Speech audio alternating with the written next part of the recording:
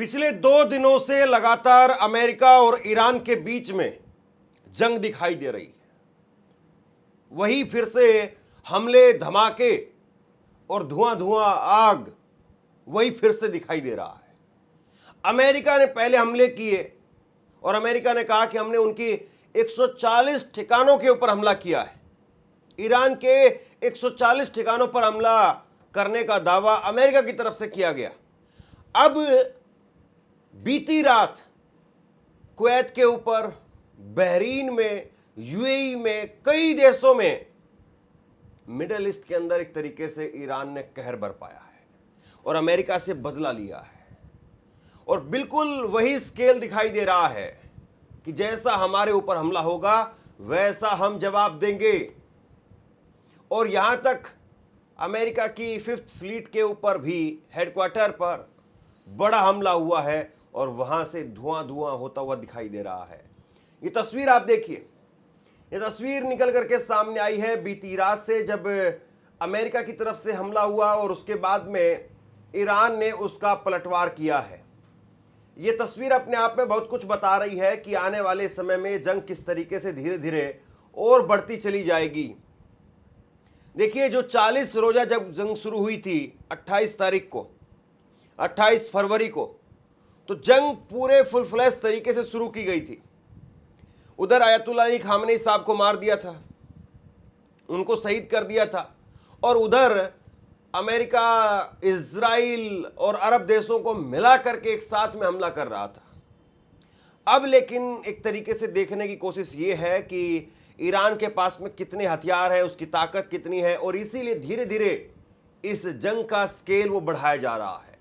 धीरे धीरे अमेरिका वो अपने हमले बढ़ा रहा है। ये देखिए आप अपनी स्क्रीन पर, ये हमले हैं, और ये हमले ईरान के कुजिस्तान के अंदर, जो कि होर्मुज के पास का इलाका है, जहां से ईरान होर्मुज को कंट्रोल करता है, वहां के आसपास में अवजहा, देजफुल, बेहबान, यहां पर हमले हुए हैं। और बताया जा रहा है कि बिजली की आपूर्ति जो है वो इससे ठप हुई है। कई जगह पर अंधेरा देखने को मिला है और आग की लपटें वो भी कई जगह पर साफ तौर पर दिखाई दे रही है। अमेरिकी सेंट्रल कमांड का कहना है कि भाई हमने बुरी तरह से मारा है, लेकिन जिसको नुकसान पहुंचा है, यानी ईरान ने जिस तरीके से कुवैत और बहरीन में नुकसान पहुंचाया है, उसको सेंट्रल कमांड क्यों नहीं स्वीकार कर रहा है? क्यों नहीं बता रहा कि कैसे 5th फ्लीट के ऊपर हेडक्वार्टर पर हमले हुए हैं और वहां से धुआं धुआं दिखाई दे रहा है? ईरान की इस्लामिक रेवोल्यूशनरी गार्ड्स कोर्प्स यानी IRGC ने बहरीन में अमेरिका की सैन्य ठिकानों को निशाना बनाया है। IRGC के दावे के अनुसार हेलीकॉप्टर ओवरहॉल सेंटर को निशाना बनाया गया है। हैंगर और P-8 समुद्री निगरानी विमान से जुड़े हुए ठिकानों पर हमला किया गया है। अमेरिकी ड्रोन संचालन के कमांड सेंटर को भी अपना लक्ष्य बनाया गया है। सोशल मीडिया पर प्रसारित एक वीडियो में दावा किया जा रहा है कि हमले के बाद में बहरीन स्थित अमेरिकी नौसेना के 5th फ्लीट मुख्यालय के आसपास आग और धुआं उठता हुआ दिखाई दे रहा है। तेहरान का कहना है कि यह हमला क्षेत्र में जारी उसकी जवाबी सैन्य कार्रवाई का हिस्सा है। पिछले 2 दिनों से खास चीज ये हुई है कि ईरान वो ओमान पर भी हमले कर रहा है और ओमान उसका दोस्त है। 2 दिन पहले ही अब्बास अरागची, ईरान के विदेश मंत्री, वो ओमान गए हुए थे। ओमान के साथ में ही एक ट्रीटी एक तरीके से लाने की कोशिश कर रहा है ईरान कि किसी तरीके से होर्मुज में टोल वसूलने का मामला यहां पर सेट हो सके और उसमें से कुछ हिस्सा हम ओमान को भी दें। लेकिन यहां मामला पलटता हुआ इसलिए नजर आ रहा है कि ओमान के साथ में अब जिस तरीके से हमले हो रहे हैं, तो ऐसा लगता है कि जो अंदर खाने की जो बातचीत है वो टूट गई है, या फिर कम से कम अमेरिका जब तक हमले करेगा या अमेरिका जब तक ओमान की जमीन का इस्तेमाल करेगा, तब तक ओमान के साथ में भी ईरान वैसा ही सुलूक करेगा जैसा वो यूएई के साथ में, बहरीन के साथ में और कुवैत के साथ में कर रहा है। जबकि वो साफ तौर पर कहता है कि ओमान हमारा मित्र है, ओमान हमारा मित्र देश है, हम उसके ऊपर हमले नहीं कर रहे हैं। पिछली बार भी उसने यही मैसेज दिया था हमले करने के बाद में कि हम आप पर हमला नहीं करना चाहते। लेकिन जो कि हमारे ऊपर हमले हो रहे हैं और आपकी ज़मीन का इस्तेमाल किया जा रहा है, इसलिए हम आपके ऊपर हमला करेंगे। फारस न्यूज ने जानकारी दी है कि ईरान ने कुवैत में हिमार्स लॉन्च प्लेटफॉर्म को नष्ट कर दिया है। इस्लामिक रिपब्लिक ऑफ ईरान की सेना के असरदार ऑपरेशन के तहत इस्लामिक रेवोल्यूशनरी गार्ड कोर्प्स यानी IRGC ने एक सटीक ड्रोन ऑपरेशन में कुवैत में अमेरिकी जमीन से जमीन पर मार करने वाली मिसाइल प्लेटफॉर्म हिमार्स को निशाना बनाया है। कुवैत में नुकसान हुआ है, बहरीन में नुकसान हुआ है, UAE में नुकसान हुआ है, कई जगह पर नुकसान हुआ है।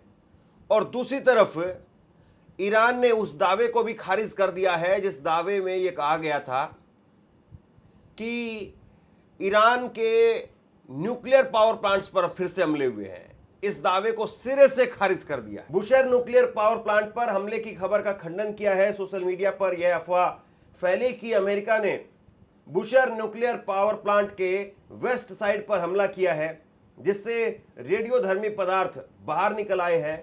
बुशर के डिप्टी गवर्नर ने इस अफवाह का खंडन करते हुए कहा कि पावर प्लांट के वेस्ट साइड से रेडियोधर्मी पदार्थों का निकलना या न्यूक्लियर रेडिएशन पैदा होना यह बात बिल्कुल भी सच नहीं है। यानी एक तरीके से दहशत पैदा करने के लिए माइंड गेम खेला जा रहा है। और माइंड गेम में यही जो बताने की कोशिश की जा रही कि देखिए भाई हमने वहां पर हमला किया है। 2 दिन पहले भी खबर सामने आई थी। CNN की एक रिपोर्ट सामने आई कि ईरान मरम्मत कर रहा है अपने न्यूक्लियर पावर प्लांट्स की, और ईरान मरम्मत कर रहा है ये इस बात का एक तरीके से आधार बनाया जाए और उसके बाद में हमले शुरू और तेज कर दिए जाए। लेकिन इन सारी चीज़ों के बीच में ईरान का पलटवार बिल्कुल साफ तौर पर दिखाई दे रहा है और ईरान जो है वो जम करके पलटवार कर रहा है। बीते 2 दिनों से जंग फिर से तेज शुरू होती हुई दिखाई दे रही है। बड़ी बात यह है कि इस बार कवच नहीं है, यानी इस बार एयर डिफेंस सिस्टम वो भी एक तरीके से तार-तार हो गया है। अगर ईरान हमले कर रहा है तो अमेरिकी ठिकाने, चाहे वो UAE में हो, सऊदी अरब में हो, कुवैत में हो, बहरीन में हो, जॉर्डन में हो, ओमान में हो, हर जगह पर, और जिनकी पूरी सुरक्षा की गारंटी अमेरिका की है, हर जगह पर अब जमीन पर नुकसान पहुंच रहा है।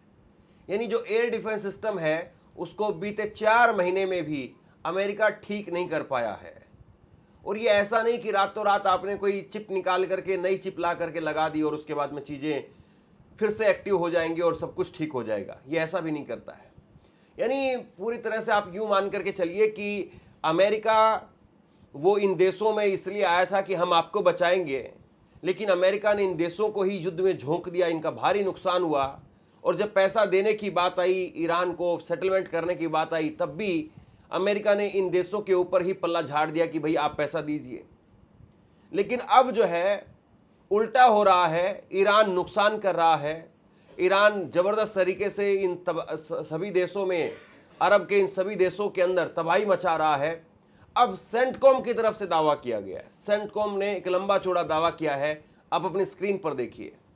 अमेरिकी सेंट्रल कमांड ने ईरान के खिलाफ हमलों की एक और लहर पूरी की है। सेंटकॉम के अनुसार होर्मुज से गुजरने वाले अंतर्राष्ट्रीय वाणिज्यिक जहाजों पर हमला करने की ईरान की क्षमता को कमजोर करने के उद्देश्य से कई स्थानों पर दर्जनों सैन्य ठिकानों को सटीक हथियारों से निशाना बनाया गया है।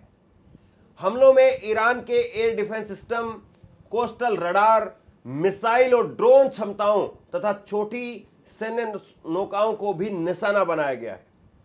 इस अभियान में अमेरिकी लड़ाकू विमान, नौसैनिक पोत, वन वे अटैक ड्रोन और पहली बार वन वे अटैक सी ड्रोन का इस्तेमाल किया गया है। सेंटकॉम का कहना है कि होर्मुज वैश्विक व्यापार के लिए एक महत्वपूर्ण समुद्री मार्ग है। ईरान इसका कंट्रोल नहीं कर सकता है। अमेरिकी सेनाएं इस क्षेत्र में तैनात हैं और यह सुनिश्चित करने के लिए तैयार हैं कि ईरान की धमकियों और आक्रामक गतिविधियों के बावजूद वाणिज्यिक जहाजों की आवाजाही निर्बाध बनी रहे। सेंटकॉम ने इस अभियान का वीडियो भी जारी किया है जिसमें अमेरिकी विमान और क्रूज मिसाइलों द्वारा अमेरिकी सैन्य ठिकानों पर हमले दिखाए गए हैं। यानी कुल मिलाकर के मसला यही है कि जिस तरीके से ईरान इस पूरी जंग में जिस हमला कर रहा है उसके बाद में अब सेंटकॉम एक एक चीज को बहुत बारीकी से बढ़ा चढ़ा करके बताने की कोशिश कर रहा है, ताकि किसी तरीके से इन मिडिल ईस्ट के देशों में अमेरिका के खिलाफ एक नाराजगी जो साफ तौर पर पहले दिन से दिखाई दे रही है वो और जोर शोर से ना फैले। और इसीलिए अमेरिका हर छोटी बड़ी चीज को बढ़ा चढ़ा करके बता रहा है कि हमने पहली बार नौकाओं पर हमला किया है, मिसाइल सिस्टम पर हमला किया है, रडार सिस्टम पर हमला किया है। अगर आप इतना ही हमला कर रहे हैं और आपका हमला इतना ही सटीक है तो ईरान वो घुटने क्यों नहीं टेक रहा है। बड़ी खबर मैं आपको ये बता दूं, लिंडसे ग्राम उनकी मौत हो गई है और ये इजराइल के कट्टर समर्थक, इजरायली लॉबी वाले आदमी हैं और इनकी मौत हो गई है। ईरानी मीडिया और सरकार समर्थक टिप्पणीकारों ने अमेरिकी रिपब्लिकन सीनेटर लिंडसे ग्राम की मौत पर खुल करके खुशी जताई है और उन्हें ईरान का बड़ा विरोधी और इजराइल का मजबूत समर्थक बताया है। सरकारी चैनल IRINN के एंकर ने उनकी मौत पर ईरानी जनता को बधाई तक दे दी। यानी कुल मिलाकर के मामला बिल्कुल साफ है कि जो दुश्मन है वो दुश्मन की मौत कैसे भी हो उस पर खुशी जताई जानी चाहिए। लिंडसे ग्राम, इनके बारे में कहा जाता है कि यही वो शख्स हैं जो डोनाल्ड ट्रंप के कान भरते रहे हैं और डोनाल्ड ट्रंप के लगातार जिस तरीके से उन्होंने कान भरे, इजराइल की लॉबी का जो पूरा का पूरा एजेंडा था वो ट्रंप के दिमाग में भर दिया और इसीलिए ये हालात बने हुए हैं। बहरहाल ये जंग कहां पर किस तरीके से कैसे पहुंचेगी कहना मुश्किल है। क्या ये कुछ दिनों का एक एक्सीलेट ये यहां पर किया जा रहा है, डीएक्सीलेट करने के लिए दोनों तरफ से हमले हो रहे हैं, दोनों तरफ से हमलों की जो है वो बात कही जा रही है, कार्रवाई की बात की जा रही है, बचाव की बात की जा रही है, पलटवार की बात की जा रही है, लेकिन पूरी दुनिया वो इस बात को देख रही है कि क्या अगर फिर से जंग हुई तो इस बार दुनिया सहन कर पाएगी, क्या इस बार लोग सरवाइव कर पाएंगे। सबसे बड़ा सवाल ये है। आप क्या सोचते हैं नीचे कमेंट सेक्शन में लिख करके जरूर बताइए। इस वीडियो को लाइक कीजिए और चैनल को सब्सक्राइब जरूर कीजिए। शुक्रिया, थैंक यू।